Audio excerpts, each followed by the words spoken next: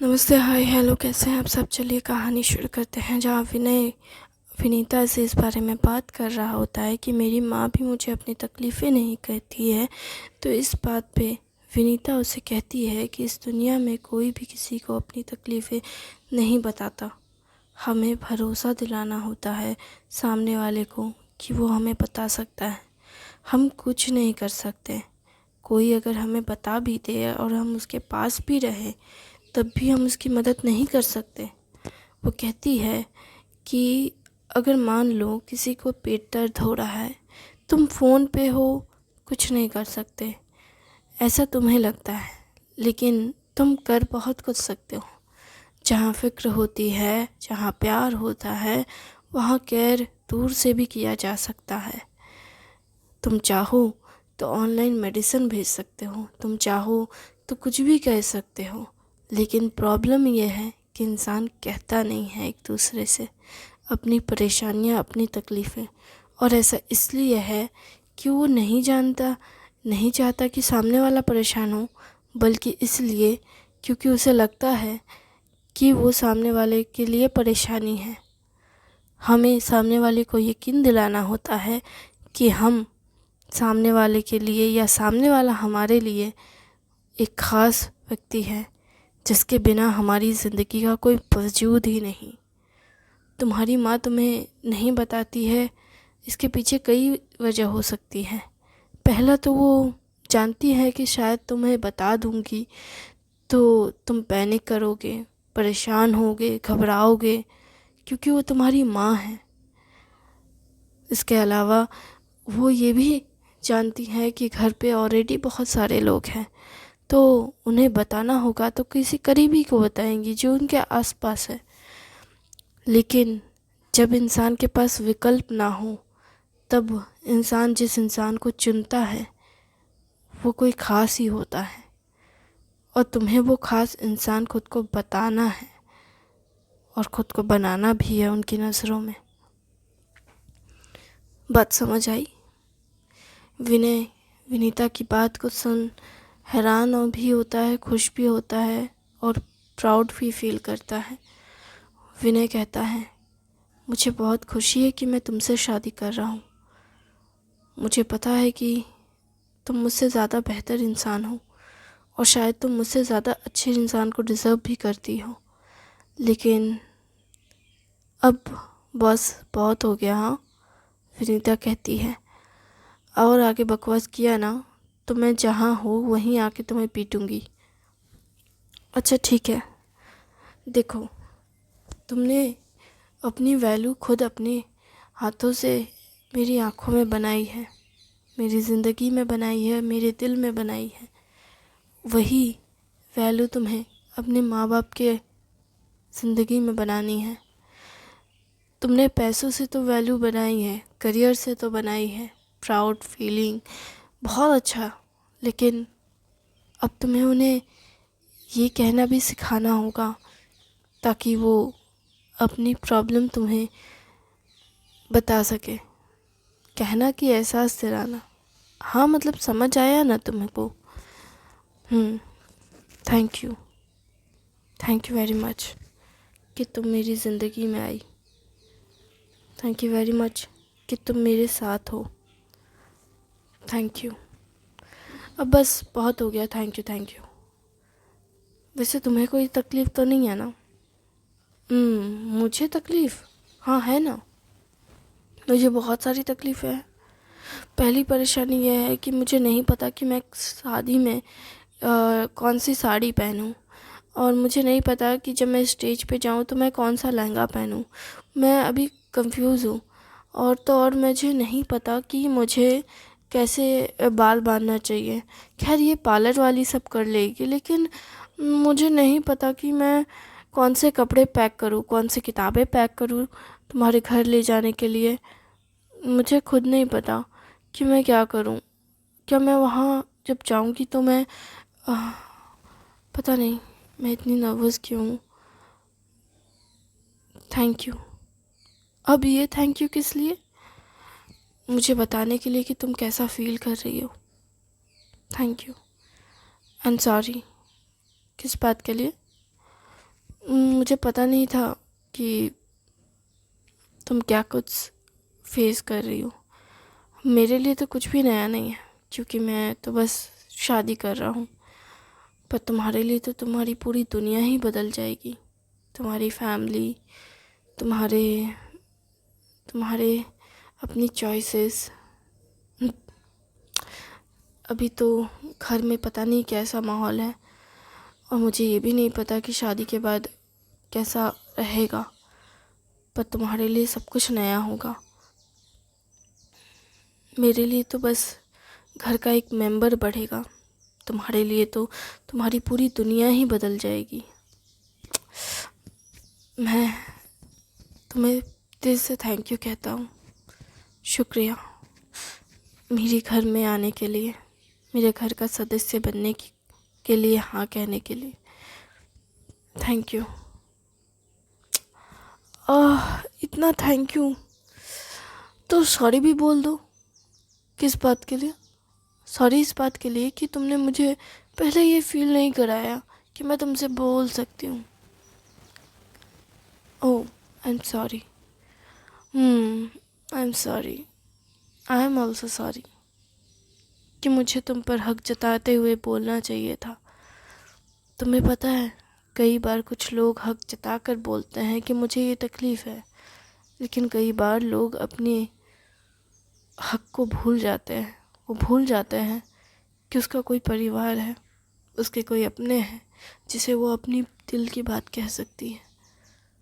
जब ऐसा होता है तो परिवार को इकट्ठा होकर उसे बताना होता है कि उसका कोई परिवार है, और जब तक उसे एहसास नहीं हो तब तक उसे बताया जाता है कि उसका भी कोई परिवार है जिसे वो दिल खोल कर अपने फीलिंग्स बयां कर सकती है। उसका हंसना, उसका रोना, उसका चलना, उसका बोलना, सब कुछ वो जो चाहे वो अपने परिवार से कह सकती है। जानते हो, जब कोई इंसान अपने ही परिवार को छोड़ देता है ना दिल से, तब उसे कोई बात से फ़र्क नहीं पड़ता उसके परिवार में क्या चल रहा है, क्या नहीं चल रहा है, कौन क्या कर रहा है, कौन क्या नहीं कर रहा है। वो किसी भी चीज़ को लाइटली नहीं लेता, मतलब किसी भी चीज़ के लिए सीरियस नहीं होता, हर चीज़ को लाइटली लेता है। क्या तुम इस चीज़ को अच्छे से जानती हो? सच कहूँ तो हाँ, मैंने भी तो लोगों की बातें सुनी और अपने परिवार को छोड़कर चली गई। मुझे कई सालों तक पता ही नहीं था मेरे घर में क्या चल रहा है। इन दिनों जब मैं घर आई हूँ तो पता चलता है कि मेरी फैमिली कितनी अमेजिंग है। जिस चाचा को मैं खड़ूस समझती थी, जिनसे बात करने में भी मुझे सोचना पड़ता था, आजकल वो मुझे अपनी बेटी की तरह बनाकर, मतलब हर वक्त, मेरे पास काफ़ी पैसे हैं लेकिन उसके बावजूद भी वो मुझे हमेशा पैसे देते रहते हैं। कहते हैं जाओ तुम्हारी शादी है, ये शॉपिंग कराओ, वो कराओ, यहाँ खर्च करो। मुझे लगता था कि वो बहुत सेल्फिश है, वो बस चाहते हैं कि मैं यहाँ से चली जाऊँ, लेकिन वो कभी कभी भी मेरी फिक्र करना नहीं छोड़े। मुझे लगता था मैं उनके भाई की बेटी हूँ इसलिए उन्हें मेरी बस परवाह है, लेकिन वो तो सच में मेरी परवाह करते थे। मुझे अजीब सा लगता है अब जब मैं देखती हूँ अपने परिवार को। मुझे लगा था कि ये अमीरों का स्वार्थी परिवार है, यहाँ भावनाओं की कोई जगह नहीं, सिर्फ मेरे दादा के अलावा। तुम्हारे दादा को तो देखकर मुझे डर लगता है, इनफैक्ट मेरे पापा भी डरते हैं। अच्छा, पर मेरे दादा बहुत स्वीट है, तुम्हें पता है क्या? वो कितने स्वीट है ये तो मुझे नहीं पता, लेकिन उनकी स्वीटनेस ने हमारे घर के सभी लोगों के हवाइयाँ उड़ा के रखी थी। जब हम तुम्हारे घर बात करने आए थे तो हमें लग रहा था कि हम किसी ऐसे इंसान से बात कर रहे हैं जो हंसता ही नहीं है। तुम्हारे हिसाब से मेरे दादा हंसते नहीं हैं? हाँ, मैंने एक बार भी उनको नहीं देखा हंसते हुए। लेकिन तुमने कब देखा? ओह हाँ, मैंने तो नहीं देखा, पापा ने देखा था। पापा ने कहा कि वो कभी नहीं हंसते लगता है। ऐसा नहीं है, मेरे दादा हंसते हैं। इनफैक्ट मेरे पापा के साथ वो बहुत हंसते थे। हालांकि चाचा के साथ भी वो हंसते हैं, लेकिन थोड़ा कम। पर मेरे साथ ज़्यादा वो खुश रहते हैं।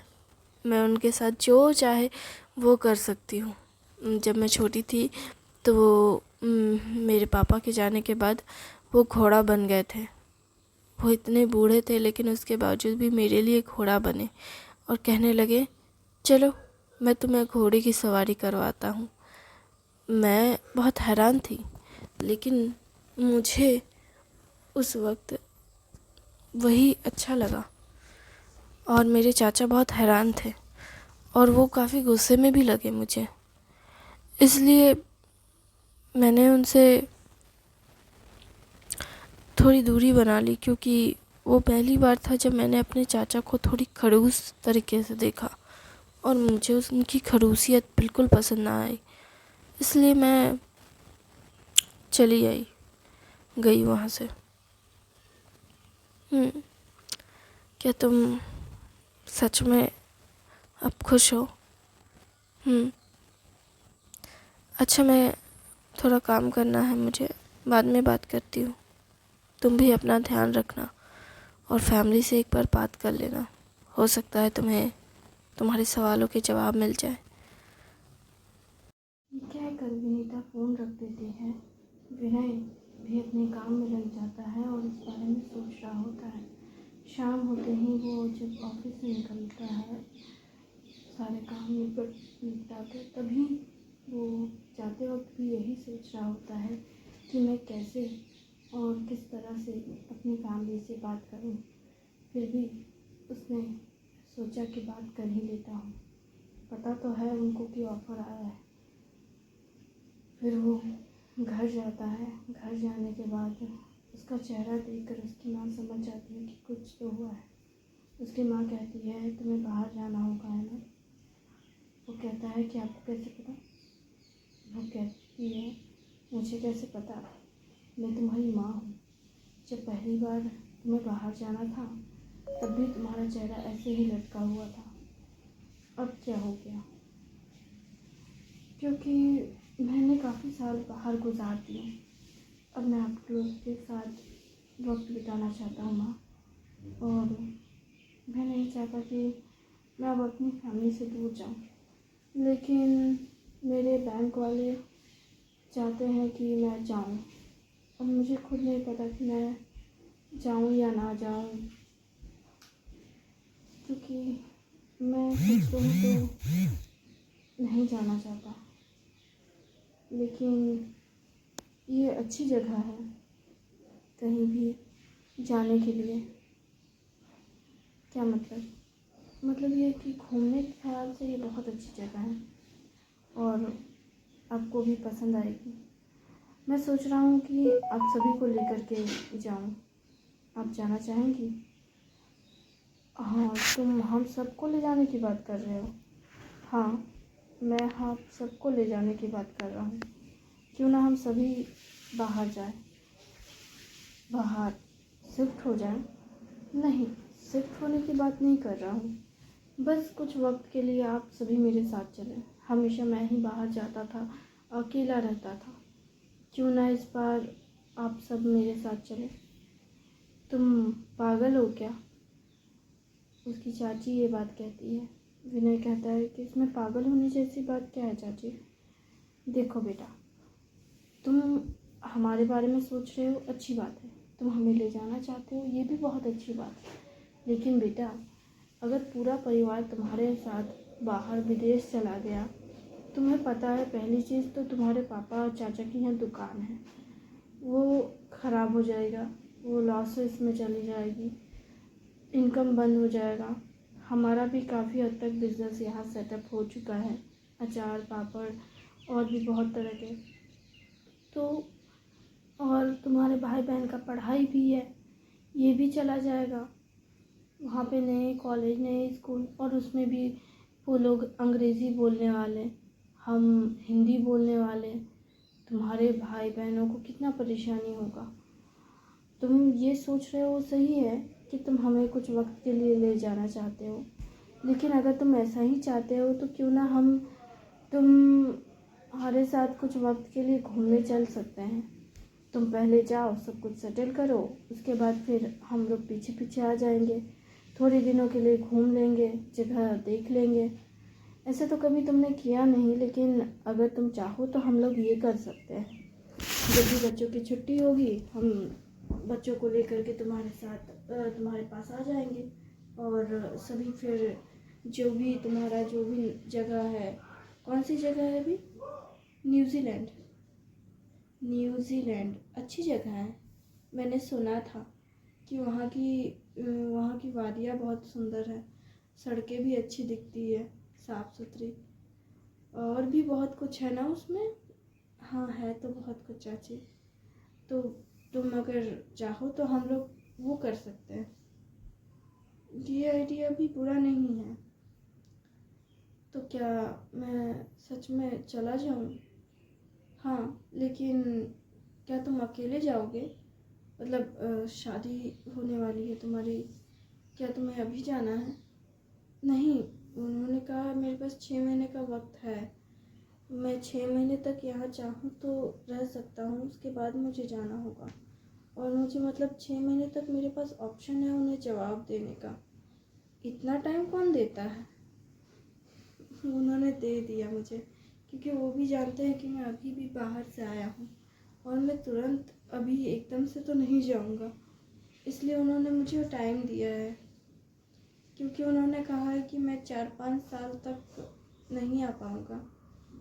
इसलिए 4-5 साल।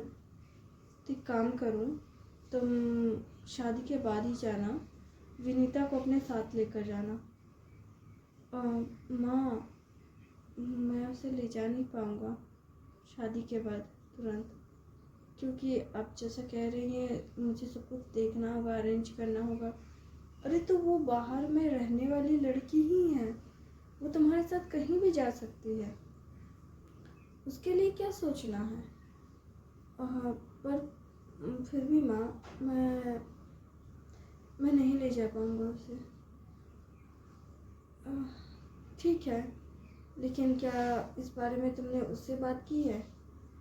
मैंने ऐसे उससे बात की तो है बाहर जाने को लेकर के, लेकिन ये बात नहीं की कि मैं उसे ले जा सकता हूँ या नहीं, क्योंकि मैं खुद अभी श्योर नहीं हूँ। क्योंकि मैं चाहता था कि आप लोगों के साथ रहना। हाँ ठीक है, हमें पता है कि तुम हमारे साथ रहना चाहते हो, और जब हमने कह दिया है कि तुम जा सकते हो तो क्या सोच रहा है इस बारे में? वही बात है ना, मैं जा सकता हूँ, मैं सच में जा सकता हूँ। अरे तो क्या हो गया तुम्हें? तुम ऐसे मुंह क्यों बना रहे हो जैसे आप रोने वाले हो?